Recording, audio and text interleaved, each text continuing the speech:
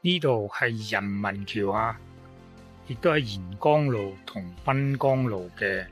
跨江大橋啊，亦都係好早嘅廣州市嘅第一條跨江大橋啦。除咗海珠橋啊，咁呢個呢係一個小廣場啊，呢個係喺沿江路沿江西。咁而呢對住呢棟樓呢，就係呢個舊嘅海關啦，舊嘅海關。咁呢度咧成咗歷史嘅記載地啊，所以咧好多嗰啲打卡嘅人咧都嚟呢度喺度打卡活動同埋影相，包括婚紗相啊，即係佢呢度有一個好有歷史代表意義嘅一個建築群喺呢度嘅啊。除咗呢個海關咧，前面有南方大廈啦、愛群大廈啦。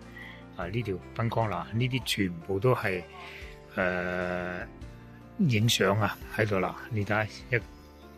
一個一個小嘅影相小組啊，全部喺度咁影婚紗相啊、廣告啊、打卡啊、宣傳啊，而且佢哋啲影相設備啊、器材啊都好專業啊。咁當然有啲咧係以呢個接業務為主啦，有啲咧直情就自己幾個打卡友咧就一齊喺度活動，天天如是啊！唔係今日嘅，係天天如是都係有咁多呢